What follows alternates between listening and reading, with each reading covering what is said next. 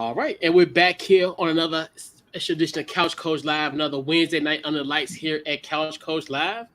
And it's summertime, man. We got a family reunion of sort. What's going? We got our guys, the Hoopers. What's going on, Fresh and W? What's going on, fellas? Going on. What's going on, Coach, man? Been a minute. It's only right for Juneteenth as well. Oh, How yeah. we get down family reunion. Yeah, Real positive yeah. like For sure. Happy Juneteenth to everybody. Oh, for sure. It's a family Facts, reunion. Oh, yeah. What's going on, Mal?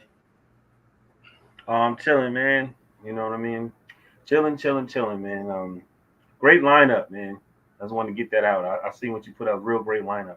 Appreciate you. Yeah, for sure. Yeah, we got a great show lined up for you. So we'll talk about the Boston Celtics winning the NBA championship. We'll talk about our favorite moments of this year.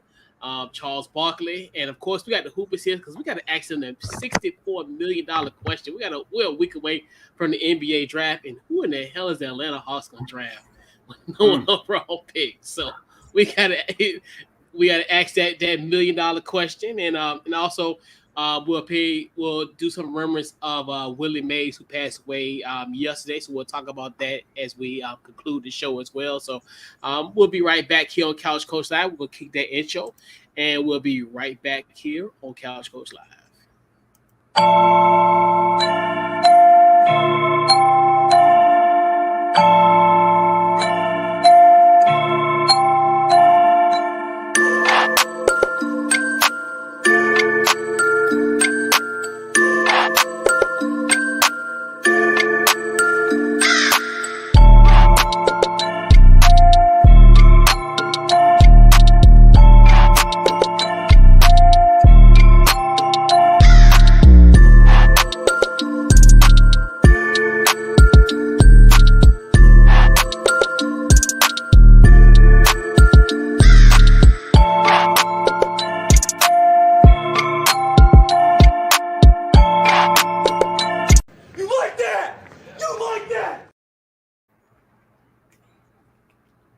And we back here on Couch Coach Live. Shout out to our guy Big Kirko, and plus Big Kirk gonna be in y'all backyard now. So shout out to the Kirk cousins in Atlanta now. So Oh, yeah. Kirk Cousins, Kirko. Hey, keep getting your money. Hey,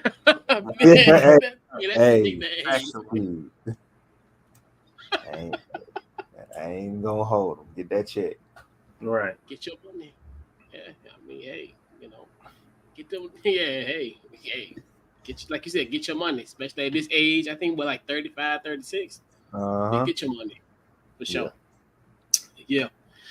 So we got a great show lined up for you tonight. So first, we got to talk about the NBA Finals. We'll talk about the Boston Celtics winning their 18th championship. They won on Monday against the Dallas Mavericks 4-1. Just your thoughts on this run and just everything that it comes with it, even with what's up with the Jason Tatum hating, all that kind of stuff, all the crazy stuff is going on. At first, I'm gonna start with you, W. What you got? Oh man! First, like I say, congratulations to the Boston Celtics breaking that tie with the Los Angeles Lakers for the most championships. Shout out to Jaylen Brown, our Metro Atlanta cousin, for Finals MVP, Eastern Conference Finals MVP.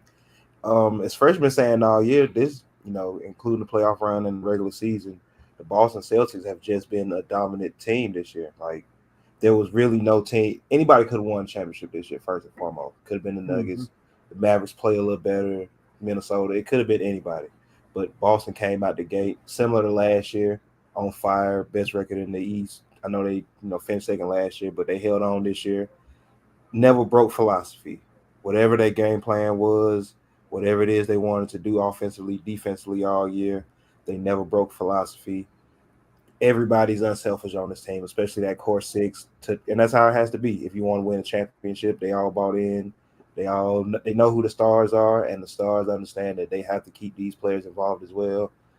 Super underrated moves, picking up Kristaps and Drew Holiday over the summer. I think we knew Drew would contribute because of what he does defensively, and he's pretty stable offensively, but I don't think people knew Kristaps was going to be this big of a factor for them this year, especially when looking at the first two games in the finals, just in the playoffs, what he bring as a jump shooter, a rim protector, just another all-star level offensive type player as well. So this was just the year for Boston. Sometimes it's just your time, and this was Boston time, especially if you look at the whole landscape of how long they've been doing this with this team.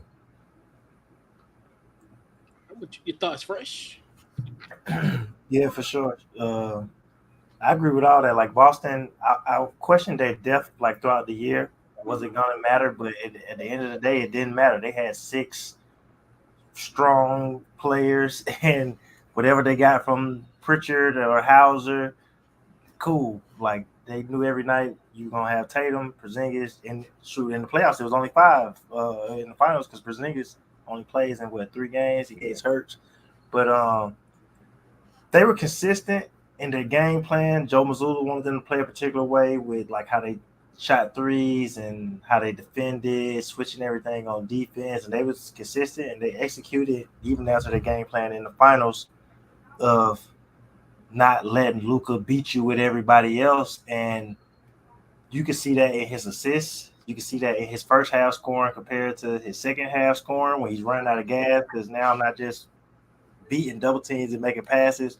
I'm just going one-on-one and they beat me up and I get 30, but you got 25 at halftime. Now you tired in the second half because they stuck to their plan. So you got to give Boston credit on the team that won 60 games this year. And like you said, they've been at it for, what this 8 years? Yeah. They've been at it for 8 years. That's almost a decade. It was their time for sure. Right. Yeah. What you got, Damn. You know what I mean? Damn. You know what I mean? But I'm not a hater. I really wanted them to win in 2022, and man, just all around. They're great all around team. There's no responsibility just on one player. They motivate one another. They didn't really. You didn't see no frustration if anybody made mistakes. They just let it go. Especially when you got a team that is shoot 49 threes and only make 17. You know what I mean? Like, right. But it just seemed like I said whoever rebound, because they were both two good rebounding team, was gonna win. But then Dallas started rebounding better. But then Celtics would make their free throws. They would get more assists. You know what I mean? Like it was just they would always find another thing that they could say we're gonna do better than you. You know what I mean? Like you really would think. I would think anyway that the Mavs would make more threes than Boston. You know what I mean? I always looked at Boston like they a scrappy team, and then I'm gonna be honest with you, man. When you have a player, I felt like D. White. I feel like even Horford, he don't play exactly, but they have the same mindset of Holiday. Holiday did everything, even in the Pacers series. Like there was defensive stops, a 3-pointer, a pass, a rebound, a layup. You know what I mean? Right. Sure. You know what I'm saying? That he just, if you would have gave him Finals MVP, I mean, we would have talked about it, but deep down, everybody would say, yeah, because he really played like a better Marcus Smart than me. Because I felt like, in 22, like Marcus Smart was. No, Marcus Smart to me, like he was. Like that Brooklyn series, like it was just he was all over the place, and I was like, damn, he like the best player on their team. They keep talking Tatum, blah blah blah, but it's still something mentally that may not be mature yet. But man, I did not want that to happen. Like, when would you ever tell me that a team will that beat me 20 points in the paint win a game? Like that got less points in the paint win a game. You would never think that. You know what I'm saying? Right. Like it was crazy. Like I'm thinking Dallas Mavericks a Western Conference team. They supposed to be able to shoot. Me personally, growing up, Western Conference was run and gun. They used to run and gun. They all could shoot. They was very, very finesse until Shaq went over there. That's when I felt like they started banging a little bit more.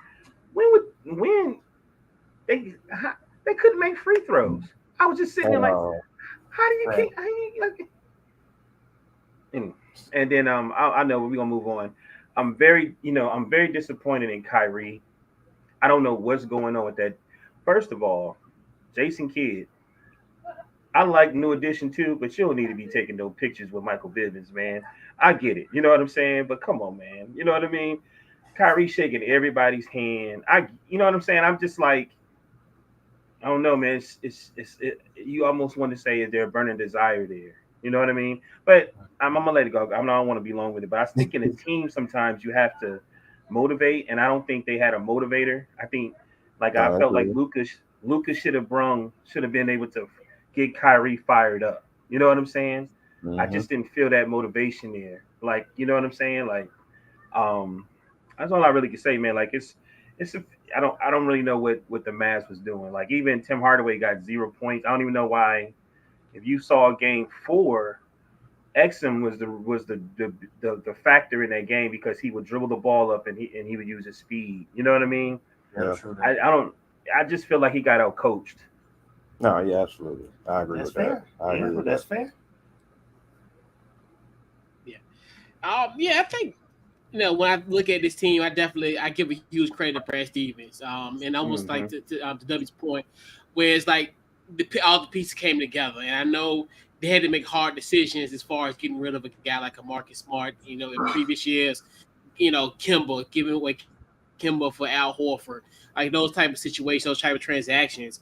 And it finally all came into fruition. I think they finally got the piece together. And like you said, the 8-year run, the beauty about it is that they did get pieces along the way to get to this point where essentially a lot of teams, if you have that success, okay, we're just gonna rest on our laurels. We're just guys gonna get better. You know, you just, you know, but knowing, hey, I gotta replace some of these guys in order to kind of get to where I need to be on the championship level. But yeah, and they've been dominant all season. Obviously they've had some laps, and I remember when they lost to the Hawks, the sky was gonna fall because everybody was like, "Oh, how can you lose to them by 30?" You know, all this type of stuff that was happening. And I know we all, and I even on the show was really optimistic, like a little cautious about how the Celtics run was going to be. You know, let's wait till they get to the finals. Let's wait till at least get to East Conference before we kind of gauge the success of this team. Because a lot of people are like, well, they win 64 games, you know, blah, blah, blah. And they almost, it's funny thing is, if they didn't lose Friday night, they could have made the case probably one of the most dominant playoff runs in a crazy way, because I think they only lost at that time 2 games. That third is kind of like maybe 16-3, but you know, if you'd been 16-2, we kind of put you in somewhat of a list. I'm not trying to get a lot of people on top, but yeah, this is, you know, congratulations to the Celtics. So before we kind of get off to that Celtics, maybe I'm not in the NBA world, especially like with you guys, like y'all. What's up with all this Jason Tatum hate? Like, I feel like it just felt like overnight, like how everybody now he's so like he's corny. Like, I don't get it. Like, you know, when it started. I think it was last year before Game 7, and he posted. He tweeted Kobe. He texted Kobe, "I got you," and he posted it. So people kind of, and then he played terrible and they lost. So they kind of been on his head ever since then. Honestly, I feel like that kind of, because he was like, even within like the referees, like he was getting superstar calls way before he was a superstar, honestly. So he was kind of loved. And remember, it was always that, oh, he's only 19. Yeah. That was a thing for a long time. But yeah, that the Kobe text post thing, like I feel like that did it. Yeah. You know what? I actually forgot all about that, but you're right. That absolutely, that definitely did it. And like I say, him, and like I said, the more I think about it, I'm not gonna blame him for it, because that's how Joe Mazzulla wants him to play. But I think people don't always like the way he plays. Like he has a nice looking game, Paul's, like, you know, the handles, the shooting, post up, but sometimes it just looks ineffective. And I don't think people, when you see that, it's like, oh, you're making all these moves, but you're settling for bad shots. But then the shots his coach wanted him to shoot. So yeah, I think people are a little tough on Jason Tatum, and he light skinned too. So it's like, that's not like, I ain't trying to cause no division on Juneteenth, but you know. But I think like, that's all. Y'all know how people feel about light skin, man. Like, we ain't got it. He just won a championship, man. So I take it for what it is. Now they called him corny. They were saying the same thing about Curry. They were saying that that's what they do. You know what I mean? Yep. Hey, you got that now. Now you the 100. It is what it is. You know what I mean? That's part of it, man. No, that's real. That's absolutely real. But he damn sure cream be cocoa though. Damn casting cream, caramel frappe. I'm sorry, coach. I'm sad. I'm sad about the developments of what has transpired in these few days. They found out that there's a bun in the oven. It's like no. Winning, man. Like, not you. I forgot that was a thing until the post. I was like, oh yeah. I did, I know. I forgot that was a thing. I might want to be a Boston Celtics, man. They got good taste in women. That's true. I will give them that. That's absolutely true. Yeah, it's true. I read an old coach who didn't have good taste in women cost him his job. Right. And it's funny. Let's go there. Let's go there while we're here. Just imagine, think about that, and just think about the domino effect of that, because you think to yourself, what if, say for instance, if this did happen, and Will Hardy would have took this job, the current coach of the Utah Jazz, and then think about it, if shout out to him, he from Richmond, he from my area. So then think about it, if Westy didn't even if Ime didn't even do any of that, right, this could have been his squad. It's crazy. I think when you think about it, it's a lot of cause and effect.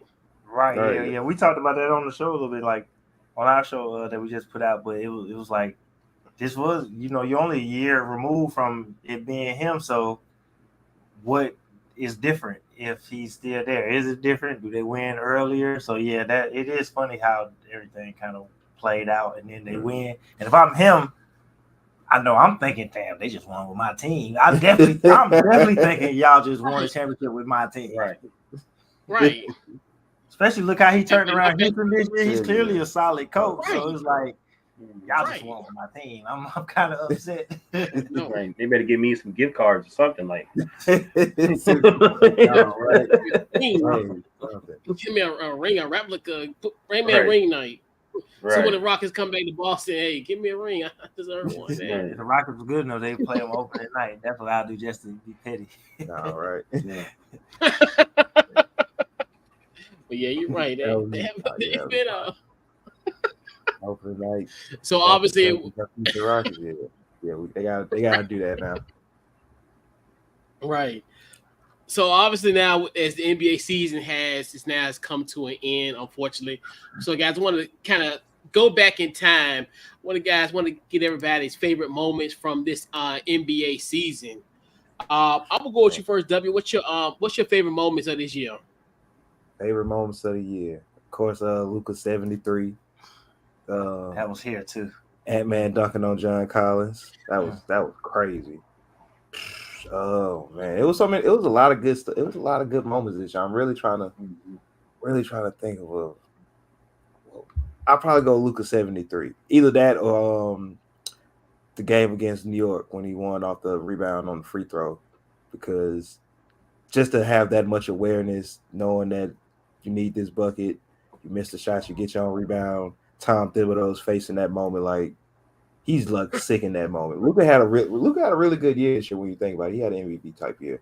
But that 73 on our head, I don't think we'll ever let that go, especially considering the draft they trade for Trey and Luka.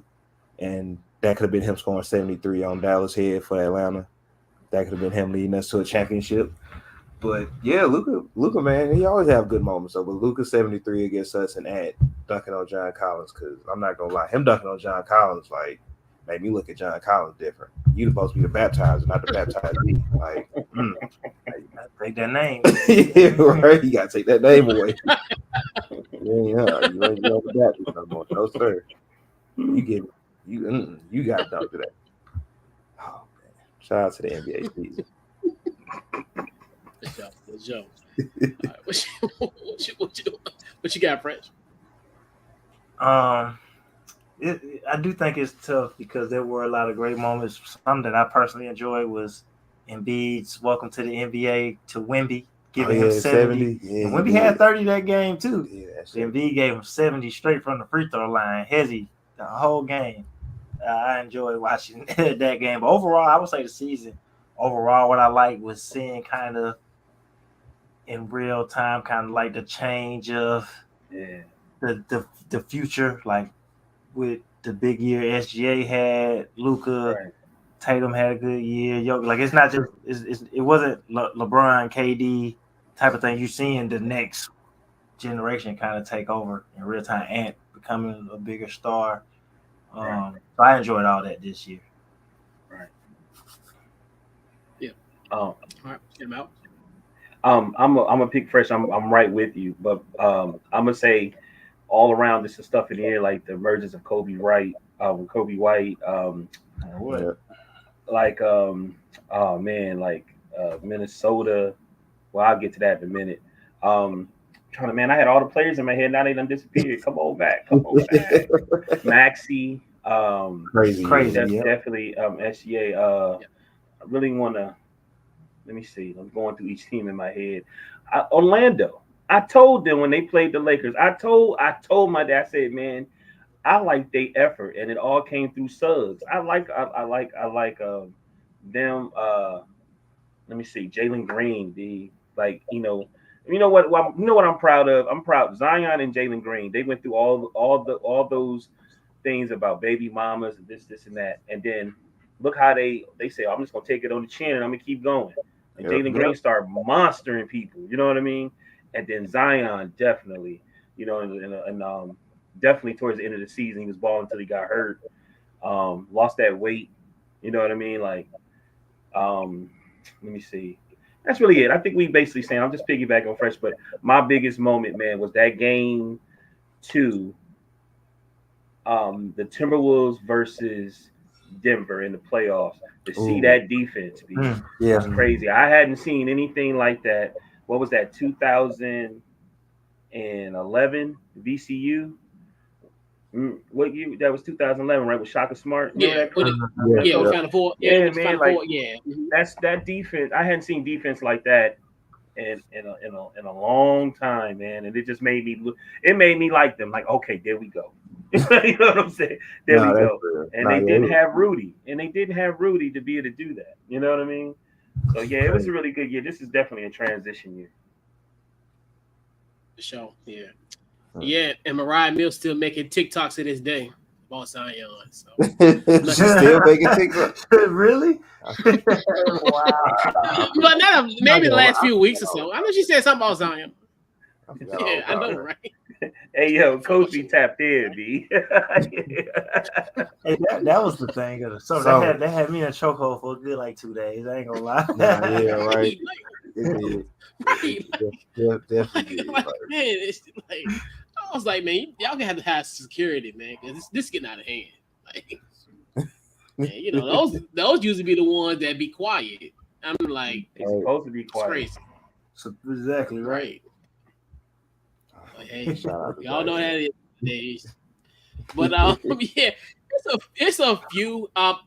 One of the games that really stood out to me was when the Pacers beat the Celtics in the play-in tournament. I think it was the quarter round. That was on a Monday night, and a random Monday night. And that was and it felt like such a playoff atmosphere. And it's funny because I was tossing between the Monday Night Football game and then that game, and it's like I ended up just watching the Pacers and the Celtics, and that's like just crazy how a lot of people looked at the in-season tournament as like kind of a crazy idea. Even me, I was a little skeptic about it as well. But even just something to have garner that interest that early in the season is something that I was like, I really like. It made me really pay attention. And like you guys said, like the Joel Embiid, 70. And then remember, Devin, what was it? Who scored 62 that night? Karl Anthony Towns scored 62 that night. Yeah. Remember, that's how like them crazy night. That was like one of the crazy nights in the league. Where it's just like, and I think at that time, 2 players that scored more than 60 points. That only happened once since like 1978. And then a couple of days later, I think both W and Fresh, y'all was both talking about when Luka had the 73, and then Booker has the 62. Yeah. And what a record that was almost 46 years apart. It was it was a match in 4 days. I think that the Joel thing happened January 22nd, and then the Luka thing happened on the 26th. So it's crazy to think like we're in January. So yeah, man, it's like I said, it was a good year. It definitely was a good like you said when it came to like even though the media outlets, most of them still wanted to talk about LeBron and KD, but then obviously the stars did shine despite the coverage of said elder elder counterparts part of the league, even though they are age, but we keep that. Hey, y'all remember when But, Giannis ran into the Pacers locker room? Oh my God, I can't believe I forgot that. That was this year. That was. Oh my God, I did. Okay, that was the best moment of the year. That was the best moment. Of the year. That was wild. That was wild. We're like, what? Man. I forgot. I can't believe I forgot that man. happened this year. Wow. Shout out to Giannis. Standing on business.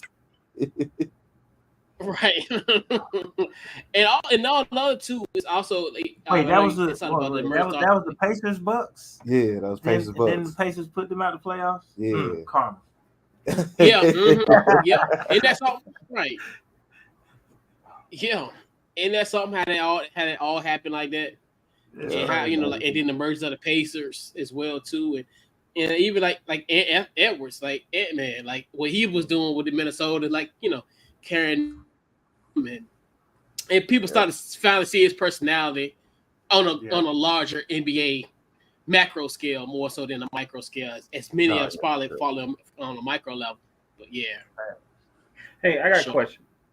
Since you got a bunch of basketball guys on here today, I have a quick question. This Boston Celtic team winning this championship and how they did, do you feel like out of all of them, did you respect this one more than most of the Celtics championships that we've seen in our lifetime? Well, I'm not gonna lie, I've only seen 2 in my lifetime. right. But I think it's but I think it's kind of been built almost the same, honestly. Just comparing it back to the KG Paul Pierce Ray Allen team, whereas you bring in these players who were all stars in their own right, and they understand we have to be unselfish if we want to complete this goal. They had the biggest turnaround in wins with 18, 20 plus wins compared to last season, 3 All-Stars, and I would say that one might be a little different because it was the first one since Bird and all those players. And then it was the first for Paul Pierce, who was at that time, I know our drunk uncle now, but at that time, Paul Pierce was like the Boston Celtic. He was there for so long. He had did so many things. I would say that one was a little better than this one because at the same time, too, I got to see like KG, Paul Pierce, and Ray Allen from when I was a young age, and almost the same with them. But I think that one holds a little more weight. I don't know if this one is better, but I will say is this one, the 08 team, the 08 championship is the only one that feels like not the Celtic way. Honestly, if you look at the champion teams before, as far as being led by players they drafted, having deep, even though that team was a deep team, but those teams, like it was Bird, McHale, Perry, like they had all-stars on those team, kind of like this team where it's like it's such a stacked team and you don't really worry about the role players, it's just the guys. Even when you go to like Bill Russell's team, it's Bill Russell, Kuzi, Hondo. Right. You don't really hear about the eighth man or whatever. So I would say it was kind of like authentic Celtics basketball. Black men winning in the white city. Shout out to Juneteenth. I just thought about that today. I just thought about that today. What you think, Coach? You feel like them? I mean, first off, who was y'all around the 86, man? I was born in 1990. I was born in 88. Man, I'm just playing. Yeah. Actually, yeah, I think this one in a weird way was this oddest, strangest thing about that 08 team. It led to this year's championship. Because you think about that Kevin Garnett trade from the Brooklyn Nets that netted all those picks to end up becoming Jaylen Brown and Taylor. Yep. And that's the weirdest thing about all that. And like you said, this is more like the homegrown type talent where we kind of seen the ebb and flows and because it's funny what y'all was saying, like the Jason Tatum, he's only 19. We've been saying he's only been 19 for like 5 years. So it's like, that's like the growing joke of that. But yeah, I think this for sure. I think this might have been the best one out of like, and where when you look at the 017, I'm going 018, it was like you had almost like the Miami Heat circa 2010 and that run, since they kind of started the super team, which I know a lot of people want to claim that LeBron started, but really this team really started in this modern era in the 21st century. But yeah, I definitely like this one is definitely the homegrown talent, and then as far as being drafted and what have you, and then getting the pieces along the way. It's just a testament to Danny Ainge and also to Brad Stevens, to their credit. I think that's where I look at this championship, and it's more like more so of you seen the grind, you seen where, because a lot of us, not us, but I'm just saying a lot of people wanted to say, hey, let's break this team up, and and what have you, and and you think this is how young these guys are, and how much playoff experience they have, and it's just amazing to think like. They're still young, but they're literally like OGs. No, for sure.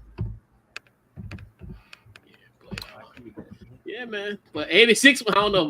How was Bell born in 86? 86. I don't even think I was party trained. I don't think I was party trained in 86 for real. I wish I was there, because I would have loved to see Larry Bird play. Absolutely. So Larry Bird for is sure. my favorite. For sure. Yeah, by the time I followed the game, his back was gone. Unfortunately. But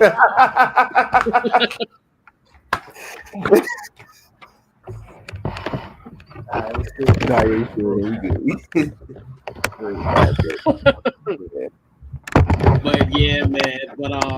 But yeah, I definitely think this year is a lot more, as far as organic than the previous ones. Yeah, we were alive. We were alive. Right, we're alive for this. We got to see it. We won't have to hear about it. Yeah, and I don't know if they played against guys who were plumbers and insurance charges, JJ Redick, but I don't know. But shout to Jerry West for having the clap back before he went home. But yeah, definitely shout out to him. Yeah, for sure. Shout out to Jerry West, RP Jerry West.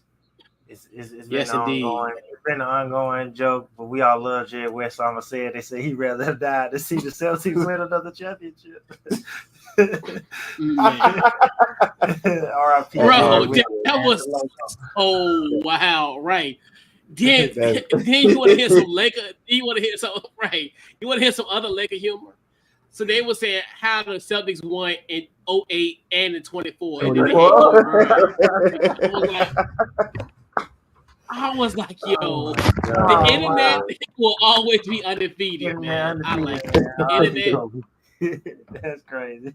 I'll be calling off Jerry West, yeah. But yeah. This is what happens when the Celtics win.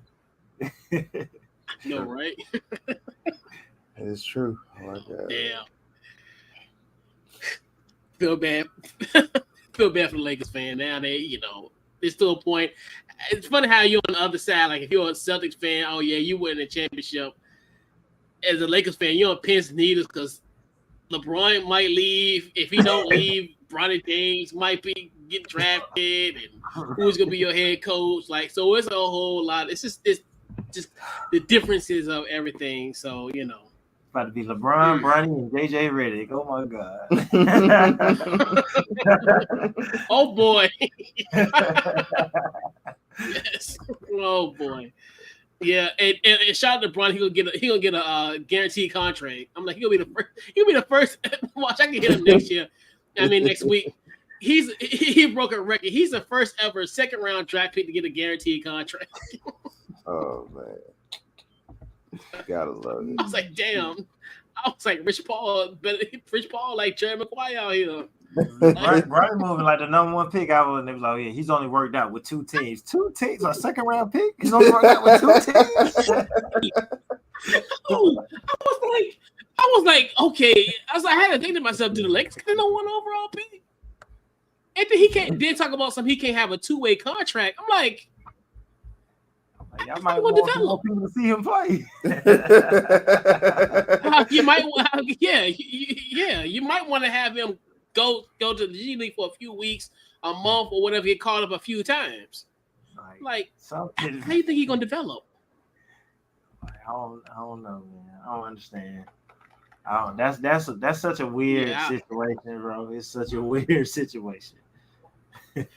Yeah, I stopped talking about it because I was like, it's got to a point where it's just ad nauseum. Like, it's like you get to a point, it's almost like the Caitlin Clark thing, where it's like if you make a case about it and they're like, well, you're hating on it. I'm like, okay, he averaged less than 5 points per game for a team that almost lost 20 games. How you hating on 3 points per game 20 losses? Come on. Right. And that's what be killing me, because I just be like, why when you make an analysis you become a hater? I'm like I can understand if he had that average like a UConn or a team that actually was winning some games and was in championship contention. It's probably one of the worst teams in the Pac-12 in USC. Going to USC didn't even work out for Isaiah Collier. Like, he was supposed to be the number 1 pick coming to the year. Now he might go number 20. But I don't know, because I guaranteed contract. Right. Like, what?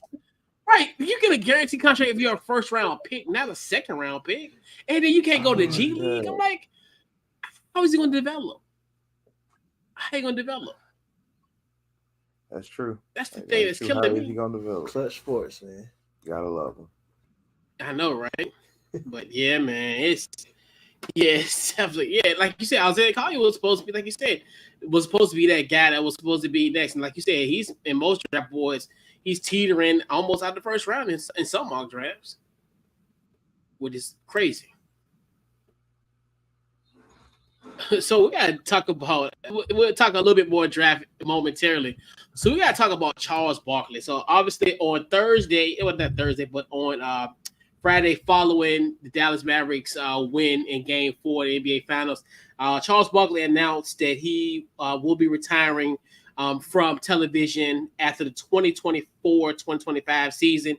And he said, regardless of what's going to happen with the TNT deal, as we all know, pretty much more likely that TNT did lose its NBA rights. I know they, it's kind of one of the things where it's like it's hovering, but I'm like it's on life support. It's dead.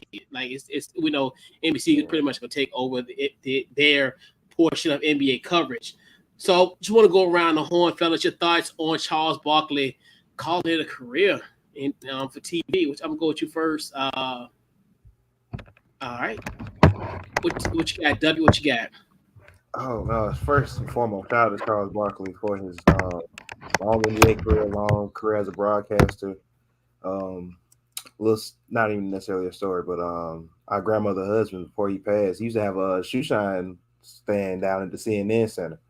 Our grandmother took over for him for a little while after he had passed, and she would see him every now and then. Like, she said he was real cool, nice, funny, and all that, like real down to earth. But for Charles Barkley to retire, I think he was already thinking about it. I think if they would have stayed at TNT, of course, you can offer him all the money in the world, and he would have accepted it, because why wouldn't he? But I think he was close to retiring anyway. I think he's ready to do something new. Of course, I don't know if y'all watch CNN, but I think he has a show where him and Gayle King co-host. I think he was ready to step out of the basketball world and actually get into more different type of media. So I'm not surprised, but I think, for all the people who are fans of Inside the NBA and TNT's pregame and halftime show, Charles Barkley will definitely be missed. Because a great personality, Emmy winner. There's not enough words to say about Charles Barkley, the personality, without trying too hard. Right. Yeah, I definitely think he was closer to the end anyway, because you could just tell over the last couple of years if they brought in newer people, and even like kind of the relationship he was building with Draymond when he was on TNT, you could tell he's trying to see who's going to take over for him. And then over these last couple of weeks, I saw him. I think it was maybe the first time he talked about it. He kept speaking to he's okay with not doing nothing. He's getting points of his life where like he got all the money in the world. He likes having nothing to do. And I think like stepping outside of basketball, I still think he'll do like some media stuff here or there, but less commitments. When you commit to this season, I mean, how many times is TNT on TV? And then within doing that, you do the playoffs. He's also usually around when they do the fusion with the NCAA tournament. Yeah. So 25 years, it'll be 25 years next year, like he said. So it's not, I'm not surprised. It's like that's a good number. That's usually a number of people retire from things after right, 25 years. Absolutely. So, but Charles has, through the people that love him, the people that don't like them, I think he's somebody that has had a lot of good moments on TV. He's always been authentically who he is, whether it was right or wrong, and you can't really be mad about that. But he was definitely fun to watch on TV. It went to another level once they got Shaq on there, just because of their back and forth or whatever. But yeah, it's been cool watching Charles on TV. Not surprising that he's ready to call it quits though, because I really think he didn't want to do it without Ernie also. Yeah. And Ernie isn't leaving Turner. Turner is Georgia. Ernie is a Georgia guy. He's not going to no other network. Yeah, for sure. Maui, you with us? Make sure you good. All right. So let's all right. Let's see. All right. So yeah, I think like I agree with you. I think he's always said that he wanted to retire like right at 60. I know he talked about it like a few years back. He said he didn't want to be one of those guys who just like drop dead. That's what he said. He said, I don't want to be on TV and just drop dead. Like he wanted to be a point where he wanted to retire and what have you. So yeah, I think it definitely gonna miss him. I mean, definitely that whole dynamic of that inside the NBA. It's like I always said. It's like most people in certain generations you looked at like the late show like with Jay Leno and all the type of those late night shows.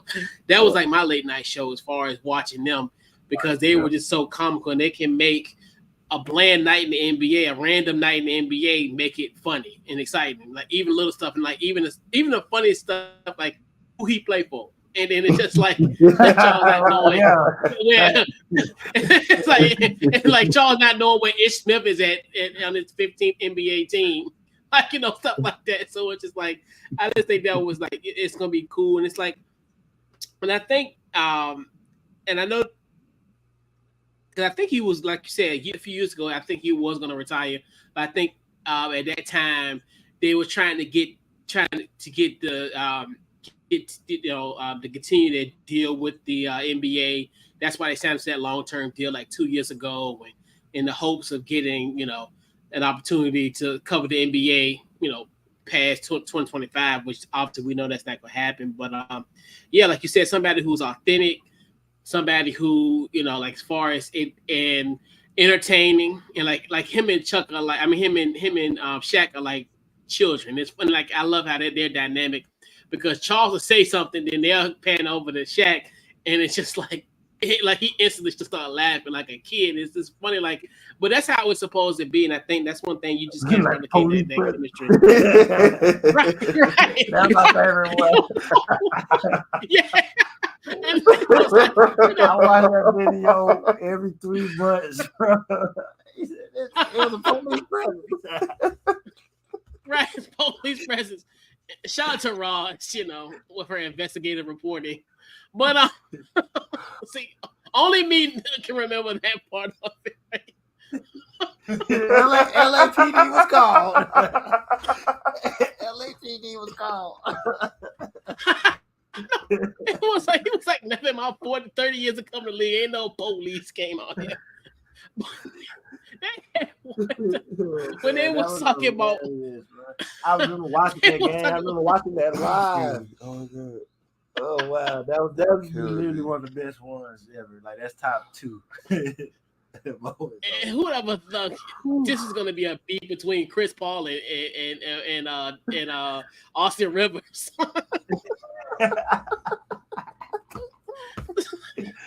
Oh shoot!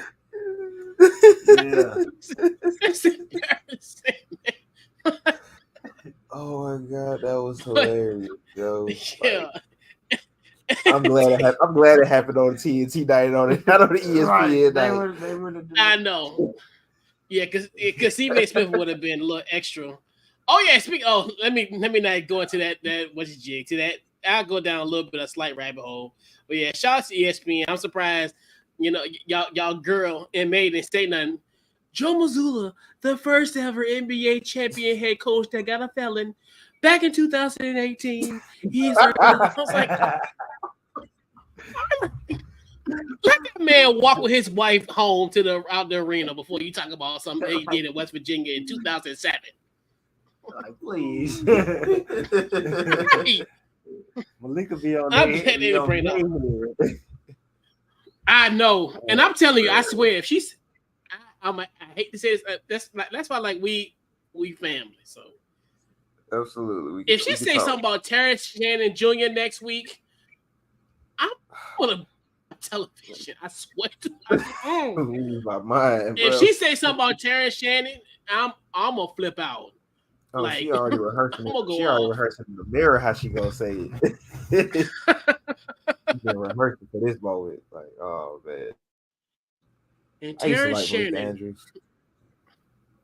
I did too, but nah. Yeah. After the whole thing, with especially I think after the Joe Mazzulla thing, I think that's what made me trigger, because what happened with that situation, I can see if you brought it up when he first got hired in Boston. But he was already there for like 3 years, and he just got promoted. So I never heard about anything that happened to Joe Mazzulla when he first got hired. Was probably about 5 years ago. Right. But no one talked about it until he got promoted, which I don't understand. What was the reason for that? Oh yeah, for sure, absolutely, out of pocket, straight out of pocket. But yeah, like If anything negative about Terrence Shannon next week, nope. We're done with ESPN.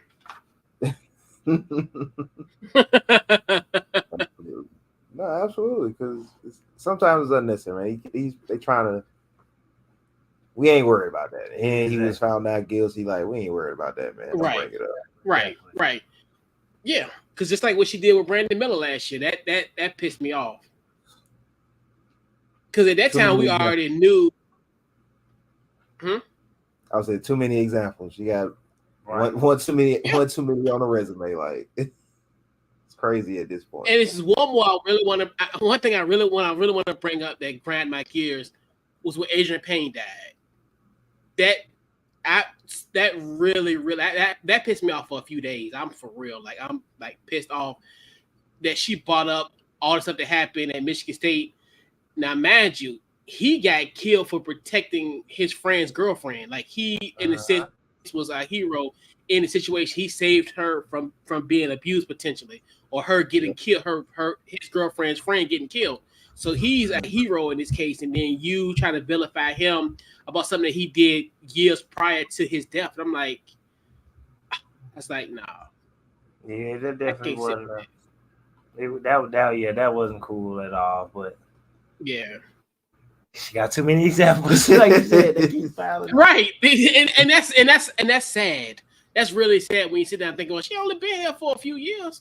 Ain't like she been here for 20 years. That's right. She ain't been. She hasn't been there that long. That's right. Oh yeah, that's right. And to have all these examples, definitely ain't. All right, so I definitely want to get you guys' thoughts. Obviously, first off, before we even get started with this topic, did y'all watch the draft lottery? No, I missed that. I missed the draft lottery. Yeah, okay, yeah, it's all good, but it's all good. I mean, it was Mother's Day, so I mean, I don't know why they did on Mother's Day. But, it is what it is. But so the Atlanta Hawks get the number 1 overall pick in this year's draft. It's actually a week from tonight, which this time next week it'll be, draft time. So before we get into that, I do want to get you guys' thoughts. What are y'all guys' thoughts of having the second round being Thursday at 4:00?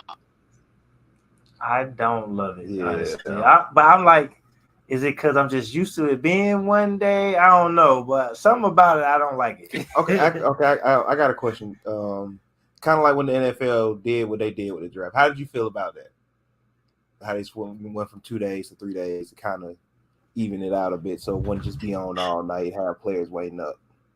Yeah, I think the NFL does a great job with that because of the fact of because the rounds are they're longer in the sense where I couldn't imagine if you do the NFL 7-round draft, like if they did it a whole day, it literally probably would be probably about a 10, 12-hour day.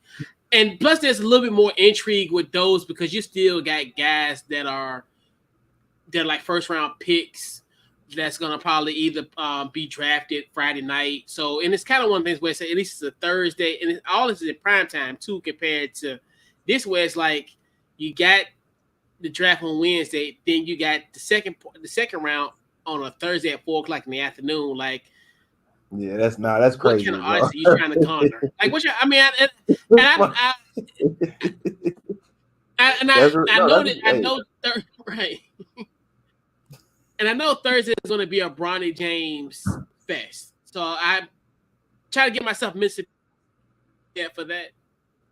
Because that's what's going to be. That's going to be the prevailing storyline. And I'm not saying that this was intentional, like why they televising in 2 days. I know that's probably what's in the plans anyway, but I think it just coincides with the fact that Bronny James probably going to get drafted.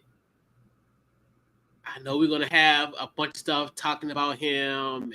And they're going to make it the focus, and of course, you'll have all the people that's in that Bronny James camp. They're going to probably talk about him for a significant amount of time. So he'll actually have his day, unfortunately, with his afternoon.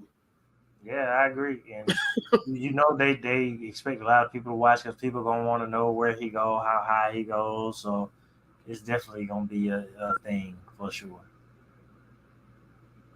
Yeah, and then the domino effect. Yeah. It'll be the domino effect essentially, where it's gonna be like, all right. Who's going to draft him? And as far as what's fall for LeBron, because I think he's going to because obviously he's going to opt out. Because I think what 29th is when you can opt out of your well, we know he's going to opt out, but as far as free agency wise, okay, if Phoenix get him, okay, is LeBron going to Phoenix or is he going to Lakers? Is he going to stay? So, stupid stuff. But sticking at the topic at hand, so I ask you guys the $1 million question. So who should the Atlanta Hawks take with the number 1 overall pick in next Wednesday's draft? You want to take this one? Yeah, I tweeted it today. They should take Alex Sarr with the number 1 pick. It's been talk of them taking, is his name Klingen from Connecticut, they're really high on the French guard. I can't pronounce his last name. Begins with an R. Oh yeah, I know it's Roshire. Yeah. They're high on him. The person that makes the most sense is Alex. So I kind of understand Klingen because he's a big, but he's not good. He's not number 1 pick good. But he does come from a winning program. But Trey, first of all, the Hawks need to make the decision of what they want to do with Trey Young. Are they building around Trey, or are you moving on from Trey? I don't think they should move on from Trey, but if that's the decision you're gonna make, move on from Trey, completely rebuild this team. You're not moving on from Trey and getting better. So if you're moving on from Trey, is to rebuild this team. Or you can realize that you're not going to trade a player that averages 30 and 10 and get another player that averages 30 and 10. You actually already traded that player for that player. So you're not getting that again. Sure. I think you got to start building this team up around Trey correctly. And what does he need? Dallas just did it for Luka, not to compare them because they always going to be connected in the trade, but Dallas finally got Luka a rim running lob threat, and it worked so well that they went and got him a second one. Like they already had Lively, and like, this looks good. Let's go get Gafford too. Trey needs the exact same kind of player. Kongu isn't tall enough and doesn't have the athletic ability. Clint Capella is done. Maybe he was that guy 10 years ago with the Rockets, but he's not the same lob threat now. And Trey needs that kind of player to go with him. And I think in this draft, Alex Sarr he's the best player. He's the player, and somebody's gonna sneak up and surprise us. But I think he's the guy with the most all-star potential in the draft. And if nothing else, I think the role that he's gonna play, whether he becomes an all-star or all NBA player or just a 10-year starter, I think you can pencil him in for what he's gonna do. He's gonna protect the rim. He's gonna dunk on some people. He's gonna catch some lobs. He's gonna do those things consistently. He's gonna shoot 55+% from the field next year, and he's gonna be a rim protector. And that's what the Hawks need as they build this team up correctly around Trey. They're in a privileged position where the number one pick doesn't have to save the franchise. He just needs to be a starter. It would help if he's an all-star because it's the number one pick, but he needs to be. The Hawks don't need to be coming in 3 years, 4 years. Like, all right, we need another center. Right. Like you did with drafting Okongwu, top 5, and that was like what was really kind of the point of that. So I think Alex Sarr is the pick. Alex Sarr, I think, is the most talented player in the draft. He has an extensive skill set that if he reaches his full potential, he could be an all-NBA player. I think worst case scenario, him and Trae Young is a start to getting the Hawks, not just in the play-in, but back consistently in the playoffs because they're closer to that than some may think. The pieces are there, but you got to make the right moves. And I know that I'm going to end it with here. I know that everybody doesn't love Trey. I don't think Trey necessarily has to be the best player on a championship team, but just like you said, when we talk about the Jason Tatum hate, and you know what type of game he really has. What other player is averaging 27 points and 9 assists a game? Like this don't just happen. Not just in the league currently, like ever. He just started qualifying for statistics, and he's like 3rd all time in assists per game, and he's top 5 in scoring per game. Show me who we trading that for. This draft, next draft, last year's draft, the draft from 10 years ago. The numbers that he's doing, like he led the league in scoring and assists a couple of years ago, 2 years ago, I think it was. That hadn't been done since Nate Archibald. Like nobody literally has done what he does in history. And I'm not even the biggest Trae Young fan. I respect his game, and I think he's becoming undervalued. But I'm not gonna act like you just about to trade that man and replace him with somebody doing the same thing. No, for sure. Trade the role players. No, I definitely agree with you, Alex. And the thing about it is, Oh no, you good? Go ahead. No, you good. No, you good. You go. Yeah. Okay. But no, yeah, I'll definitely Alex Sarr. I've seen a lot of people kind of issue with Sarr. They don't think he's gonna be a center. A lot of people got him penciled in on the wing for some reason. He's 7'1". Why would you put him there? But that's because of the potential skill set he has. But I'm on record. Yeah, you get him and Trey. If Trae Young is still Trae Young when you draft him, you could pencil in Sarr for 12 and 10 just off lobs, like realistically. And that's all you need next year. Like that's what you need next year. Get Trae Young some length and some wingspan on his team if he's going to be little like this because he's not going to grow 6 inches. Like he's not going to be 6'4" overnight. So go with the most athletic player in this draft at the big man spot. Come on. Let's see. You good about you good? Hey, I'm not, but how I'm sound, it might be a little. You might hear some background. I apologize. How we sound? Yeah, we good. Yeah, we're good. Okay. So we talking about first round? So that, well, first pick because the Hawks got no one overall pick. Yeah. Okay. So this is why I said it was a good lineup. It had me really look at the mock draft, and I don't know hardly none of these because they all seem like they coming from the Euro League. You know what I mean? But that's why I'm happy you guys are on here because I seen these two guys. One was Zachary Rashir. I might have messed his name up. He is 6'9", 6'9". He's 6'9" from France. He's a Euro Cup Star Award winner. They say he's the best off-ball defender. Scores about 10 points. But the guy was like, with Quinn, it can come. He might be the best candidate for you guys. But that's not who I want y'all to get. I think y'all got two superstars on that team. What's the little man's name? I'm tripping. Just trying to calm down, bro. What's the little man's name? His name Trae Young and Deontay, right? DeJounte. Now Dante, I think you got them two stars that can be real all stars. I just think they don't like Trae Young because Trae Young he holds his nuts. So sorry, coach. I feel like that's how he is, and you need that. You know what I mean? I don't think they should go anywhere, but I think y'all should get this Alexander Sayre. He's 7'1". Sorry, he's 7'1", 7'4" wingspan. You're bugging. I'm watching film of him moving. And you can't tell me he a better Rudy Gobert. You know what I'm saying? He can dribble the ball. He can move his feet on the pick and roll. Luka ain't gonna do what he did to what he did to Rudy. That's real talk because that's what main thing dude can do. I think he has good court vision with his back when he in the pick. Now he's another one. He makes 10 points, but he's 7'1", B, agile, athletic. 7'4", 7'4". What are you talking about? Like, I'm picking him. You can get another 6'8", 6'9" guy. You know what I'm saying? You ain't gonna get no 7'1" that be moved. That's coachable. Okay, y'all the hoopers. You do know Patrick Ewing. What is Patrick Ewing known for?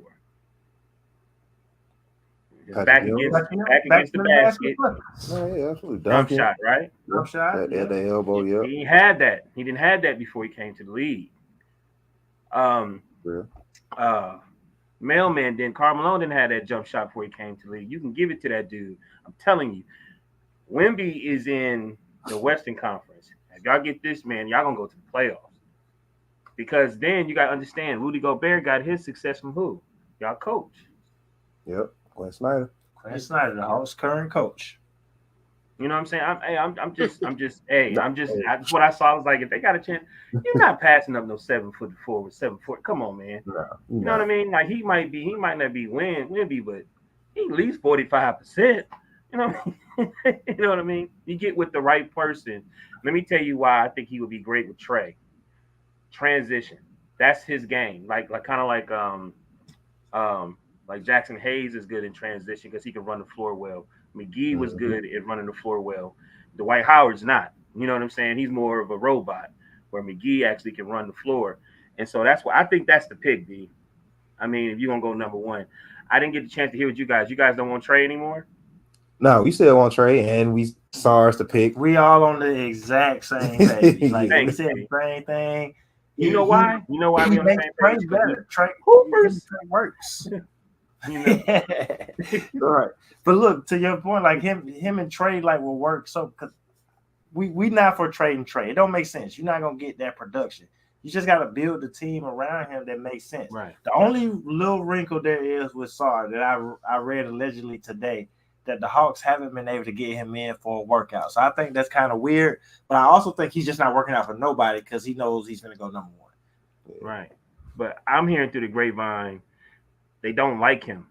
Yeah, they when they first got the pick, the first thing they did was go look at the Mike kid. I think they really want to draft him, and they are trying to be convinced not to. And Sarr not working out for them is going to give them the opportunity to draft him. And if that happens, the Hawks will have the number one pick again next year. They don't even have a pick next year. I just think again, I'm gonna let Coach get it. Yeah, 7'1". No offense, if you watch the highlights of him, I see a little bit of I see Kevin Garnett. I ain't even gonna lie. I see a tall dude running the floor like that. I ain't letting him go at all. Yeah, it's kind of a cross between the two. I think Zachary Richey. I think him. Obviously, I think when you look at him, he's kind of that 3-and-D guy wing that you want. Most teams, if you get that, you want that kind of guy. Good defender. I always look at NBA comps, and I think I like NBA comps, so we can get you in that mind frame, even though it may not be. Comps could be a little fickle. I like the comps that are kind of like more realistic. Like I think like when Lonzo Ball, when he was coming out, his dad LeVar was like, when people say he was Jason Kidd, but then people saying he's probably more like a Kendall Marshall. It's like, well, that's not sexy, comparing him to that in a sense. And I look at Zachary, so I think his comp is like a Harrison Barnes, Tobias Harris type, and you need that type of guy in any team would love a guy like those type of guys. So I look at that, but then I look at kind of how the league is transitioning, almost, even though, I'm not saying like positions basketball it's been here, but and Alex, he's the one I think, like you said, will definitely fit the bill of what the modern big man is at this point. When we think about Chet Holmgren, we think about, guys like that, where you need those type of guys. That's the future of the league, where you don't have like the stationary centers anymore, bigs. So you got to have a guy that's, of course, he's, his mid range will improve as it progresses potentially. Almost 7'5" wingspan, size, speed, explosion. I know people. His comp is Nick Claxton and Jaren Jackson Jr. So I'm like, so it's one of those things where it's like, and I think that just shows you kind of the draft isn't. This draft isn't sexy. And I don't want to put up a lipstick on a pig and call it a beauty queen, but it's kind of one of those drafts where it's going to be solid. I think where you're going to, like, maybe a team like a Hawks, where you think yourself, this might be the perfect situation for them, because they're still, when I think about the number one overall pick, they didn't win like 14 games like Detroit. I'm sorry, but sorry Detroit, but so it's like you don't have to hit the home run for the Hawks for this pick. Like, you just need somebody complimentary, like you said, Fresh, where can we get over and can we beat the Chicago Bulls and, in a one game play-in potentially, right. At least get ourselves into the playoffs. And I think he will be somebody that I think could definitely be a building piece forward. This kind of one of those drafts where I think if you are already good, you can kind of, you can just, it can enhance your depth. I don't like, this ain't gonna be a superstar. I don't think you'll see guys that's gonna make an all-star team. There's no Wemby in this hit or miss. You got guys who I think can fill a void in certain pieces. Like, I like how like Houston got the third pick, so like they can kind of take a risk. They can take a gamble at somebody versus, unlike the Wizards, where the Wizards, they might have to hit on this pick potentially because of just how bad they are. But you look at like with Atlanta, you look at like with Houston at the third, they can take chances. They could take, Reed Shepherd. Houston could take Reed Shepherd potentially and kind of let him kind of grow and develop and let him take his time. Redshirt that thing potentially. Pause. No, sure. Anyway, so yeah. But next week is gonna be interesting though. I think next week is gonna be, even though I know people, it's gonna be interesting. It's gonna be a lot of fun next week to see how the draft plays out.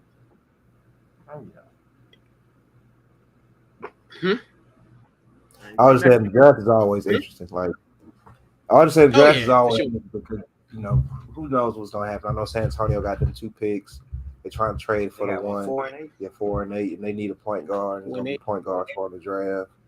They don't got to move, honestly. They can stay where they are. I don't think anybody has to move this year. I would just draft in my spot. Unless you can get a player like that's ready to play now, that's already giving you some production. I think you should just stay where you are. Especially with San Antonio, especially like you said, where they can, whoever they want, I think, in my first opinion, probably will fall in their lap. I mean, I think this is kind of the ultimate like draft where, like I said, let it play out, and somebody's going to be there of need. So and of course, people say this is the worst draft ever.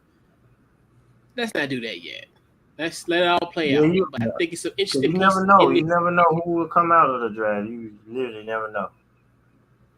I mean, look at Giannis's draft. Right. I mean, what he became, or like Kawhi's draft. Yep. Yeah, because I remember people saying 13 was the worst draft, but I'm like, it netted him. Who else was there? Because I think people look at, well, you had Anthony Bennett in that draft, so you had Oladipo. Mm-hmm. Who was in that draft? Oladipo was in there. Dennis Schroeder. Yeah. Giannis. We talked about Giannis.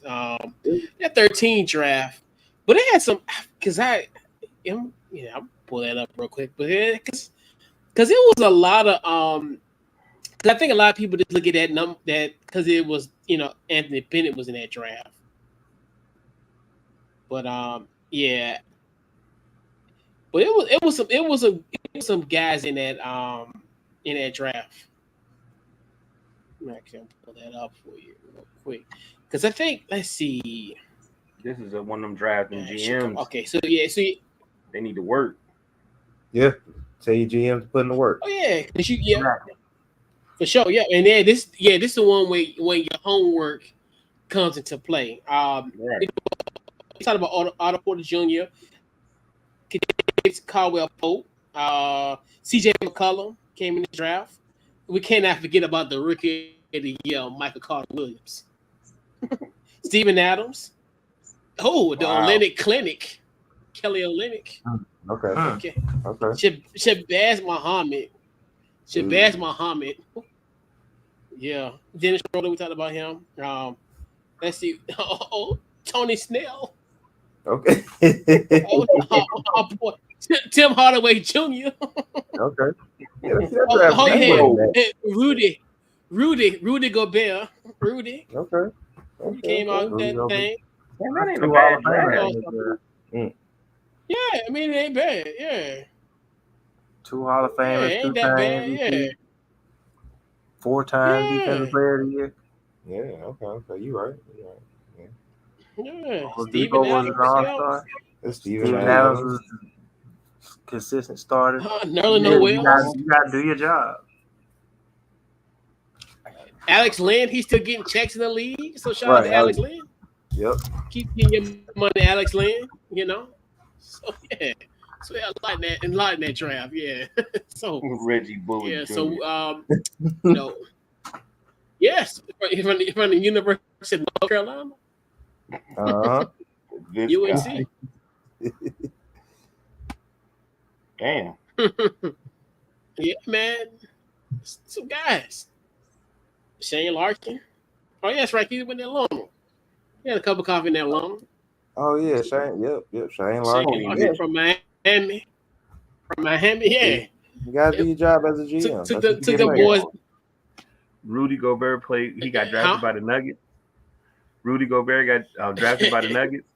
He got traded. He got traded. I forgot who he got traded. He got traded for Jamal Murray. Yeah, in the draft. Yeah. Oh, word?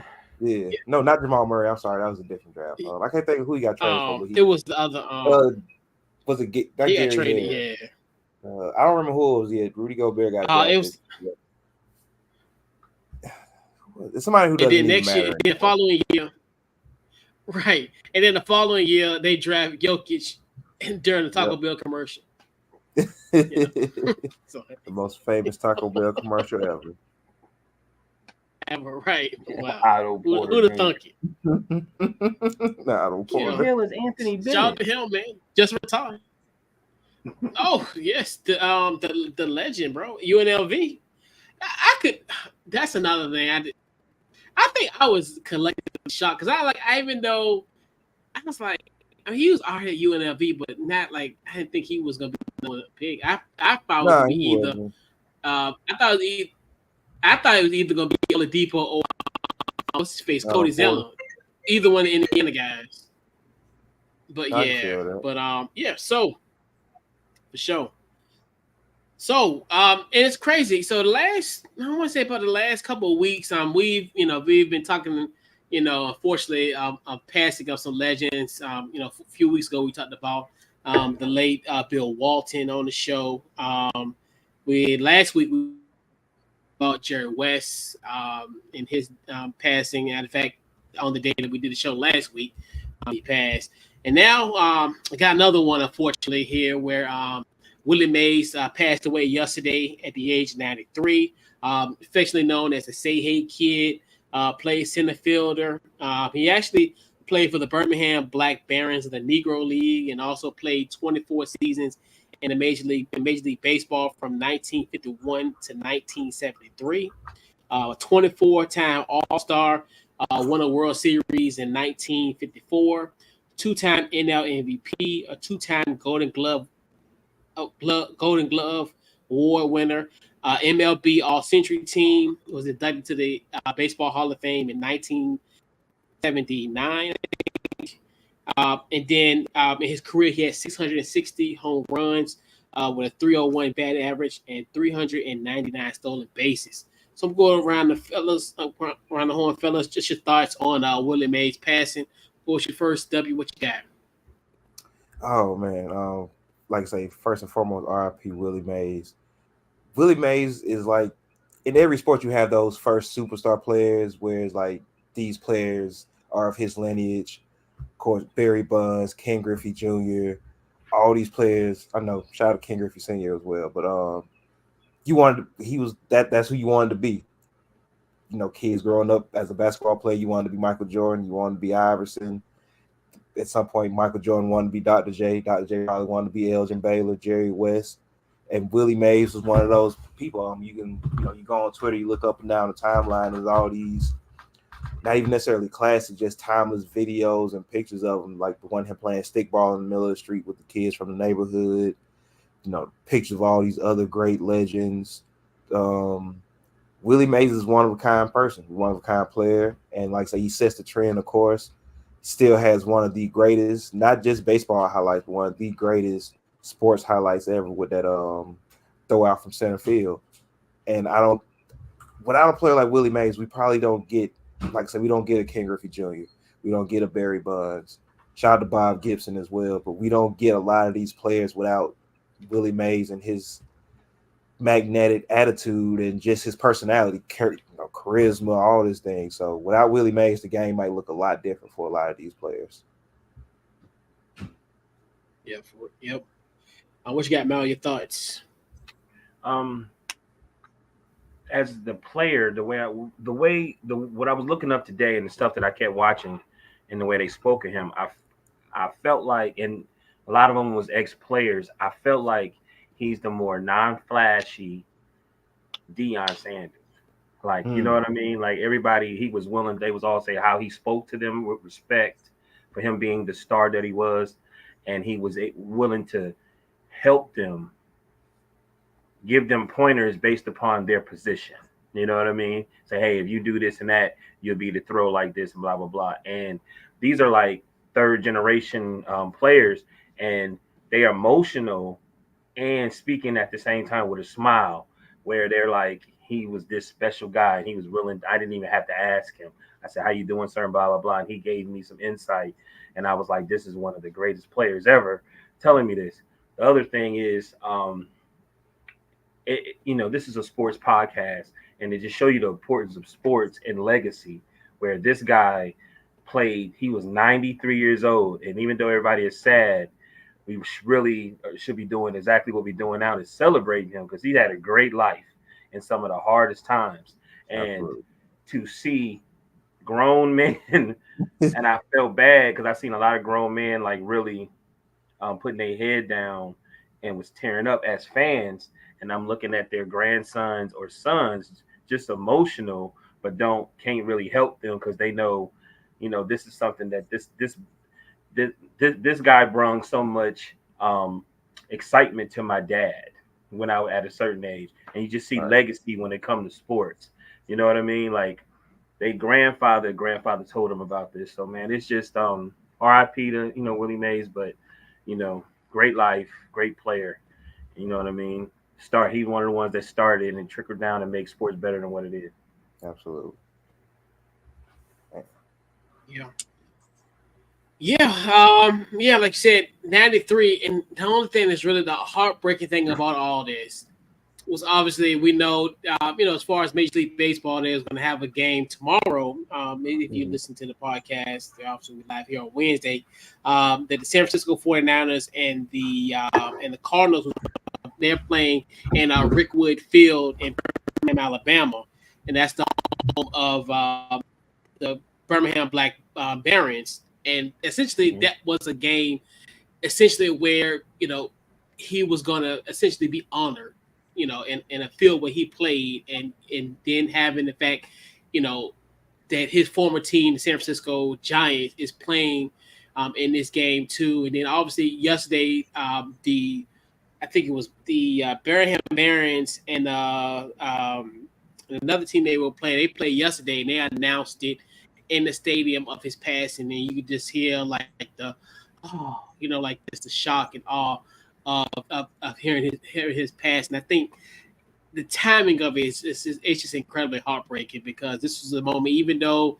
and he was looking forward to seeing this game, obviously, and him being honored in this situation and not being able to witness this. I know a few weeks ago, I know he said he wasn't going to be able to make the trip, obviously, do that. But then the fact that now that he's, no longer here with us, I think that's the heartbreaking thing about it all, where so that he was really looking forward to seeing, especially you think to yourself, wow, you have a Major League Baseball team playing in Rickwood Stadium, an iconic stadium of the Negro Leagues, and him not being a part of it. It's really just truly heartbreaking. But I think somebody living 93 years, we always say if you live that long, you have a good life, but still in the same token, it's still heartbreaking, the fact that of the timing of it. I think that's the thing where, and I know a lot of people will say to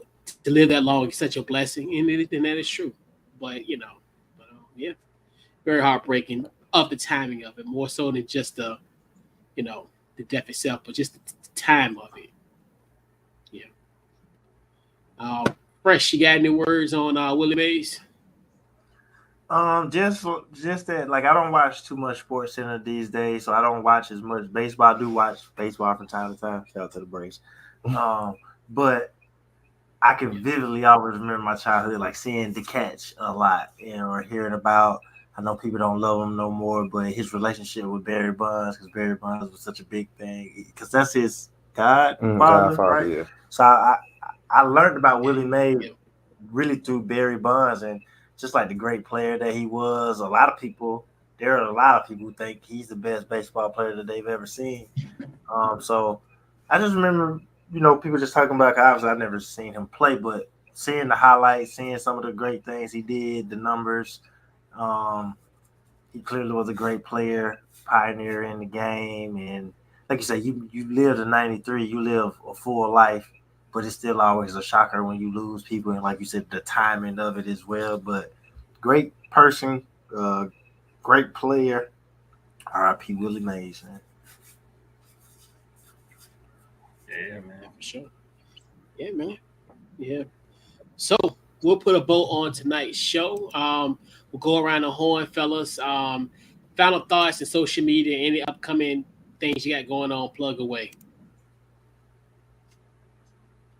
I'm going to you first. Fresh W.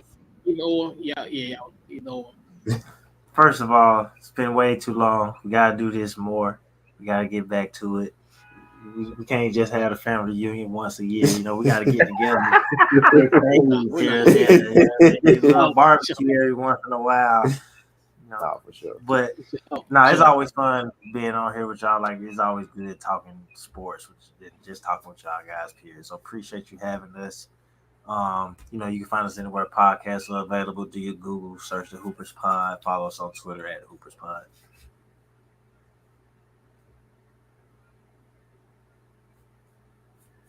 You want to say anything? Yeah, you good. Oh, y'all. I don't know. Shoot. I will. Of course. Of course, shout out to y'all for having us here again. Like Fred said, it's been too long. Shout out to everybody that always tunes in and listen up. I know if y'all been paying attention to Twitter, I've been dropping a little posts, just being fun and funny. But we are working on Summer Series Volume 2. That will be here before the end of the summer. So y'all, that's really it. And of course, like you said, do your Googles. Fresh episode out today. Y'all go listen to that. Probably one of the better episodes we put out in a while. Once again, shout out to Jaylen Brown, our Metro Atlanta cousin, for winning Finals MVP and Eastern Conference MVP. Talking about who's the best player on that team. Come on now. You know who it is? The MVP. Right. MVP. You got both of them. You know, the crazy What you thing got, is, in Maui? 2022, they were saying that he turned the ball over too much. Remember that? Yeah, exactly. Mm-hmm. That's exactly what they said in 2020. It was like, you know, he just turns the ball over too much, man. And then look at him yamming on people. He was yamming on people this playoffs. Like all the time. I can't believe I'm sticking Show. up. So, but, great show, man. I'm happy you guys here. I miss you guys. I think we were doing our NBA picks or something. I was like, where they at? I mean, what's going on? Y'all got me all hyped up the last few years. Like, you know, do what we do, like, you know. But man, you know, before I, you know, do that, what do y'all think about how y'all think the Olympics gonna be? Y'all think this is gonna be a real good one? The Olympics, I'm not gonna lie. Trying to be, you know, of course, because you got to give all these teams their respect. But yeah, look at another American gold and all the important things. Basketball, track and field, swimming. Shout out Kate Ledecky. Okay, name drop. I don't know that. You don't know Katie Ledecky? The great. Oh my! I think the Americans, man, like. I think the Americans might have took a little personal. You know, there was discussions beginning of in the middle of last summer about how the NBA is just United States champion. They're not world champions. You remember that? Yeah, I remember that. I think the USA might take this a little personal this time. Yeah, so. American domination on the way. especially like it's getting really. Remember they was talking about having a game or something. We almost said World War III, so we got to represent everywhere. We got to represent the field and the court. Before we talk about the Olympics, what'd he say? No, you good. No, you good. Okay. Sean Morgan, Facebook, DT Morgan 78, Instagram. Man, I'm happy. Thank you guys for coming on, man. Y'all made my day for real. Sorry, my head had a little malfunction, but you know, Maui made a way. Exactly. Yeah, keep it pushing. Speaking of the Olympics, man, I definitely got to give a huge heartfelt get well to Cameron Brink, man. That was heartbreaking seeing that yesterday. Gosh, that sucks. Yeah, gosh, we that watching really it live. sucks. I was like, we were recording and watching it. At the same time. Man. Oh man, that was. It's like the moment you knew she went down, like you knew, and you just look at how the sports, like they just, But definitely sending her, get well soon. But shout out to the Connecticut Sun, shout out to Dejanay. But we'll just keep that, I stay focused. Dejanay cares. But anyway, yeah, okay. But yeah, man, once again, definitely a great show, man. We needed this. Definitely. Appreciate y'all for coming through, man. We, like you said, this ain't gonna be a once a year, whatever. You coming on the pod, man, for real. We gotta, yeah, for sure. But I definitely appreciate y'all. When I reached out to y'all a few days ago, y'all, was able to come through. Definitely appreciate it. Always, we cut up. Well, that's what happened. This is like to me, it's like it's the Craig and Day effect. It's just like we all get around, we trip. So but yeah, man, once again, appreciate y'all fellas for coming through tonight. So pretty much social media, Facebook, Twitter, Instagram, under Couch Coach Live. Let's see, podcast anyway, podcast, Apple, Spotify, we're there. And also just check out the website, couchcoachlive.com. Dropped a few articles this week. Obviously, I think the one I talked about was the when the there'll be a camp starting on July 18th on the website. Also, a link there if you want to attend to the training camp practices. There's a link on my article that points you right to that direction. And you can start registering for free admission to the training camp starting tomorrow at 11 a.m. So, once again, another great show. Definitely appreciate y'all for coming through. And like I said, we'll have you on, especially during basketball season. Hell, it could be off season, whatever, hell, y'all trying to talk Falcons? You know what I'm saying? Hey man, when y'all see me in the streets we with can this talk. Michael Penix jersey on, y'all gonna think I'm a Falcons fan, man. Because I'm getting. Hey, what number is he? Is he wearing 7? Right. He wearing 8. Bijan 7. Oh yeah, Bijan 7. But hey, that Michael Penix I know, throwback man. come out, man. I'm gonna have one. I don't even wear football jerseys. I'm getting one of them though. I'm getting that red with I'm the waiting for silver my on it. ancestry to come back to see if I'm kin to Big Cuzzo. All that paper. I'm like, hey man, look. Don't be like Jay-Z. Invest in your family. Don't be like Jay. Facts. Hey man, all you gotta do is give me $58,000. Oh, hey, I'm not gonna lie. Take Cousins to Magic City. He done been to all the strip joints in DC. Don't let him fool you. Okay. Hey, they win 3-4 games in a row. We might see him now there, man. We might see him in there. Yeah. He said, man, look, he's trying to stay in Florida with Gilbert Arenas. He's trying to stay in the facility. Get them lemon pepper Lou wings, man. But yeah, man. I know, man. Shoot, that place ain't real, man. Like a fairyland. I know, right? It's like, man. Oh man, you got breast and thighs on your plate and on the steak. Exactly. But yeah, I mean, it's a great place. I mean, these young kids were selling me a water bottle for $20. It's a great place. It's a great place. Y'all did all right. He's right though. Dreams come true. It's like, I left my car unattended for 10 minutes and it's in South Carolina. Definitely a possibility. Anything is possible. Right. Shout out to KG.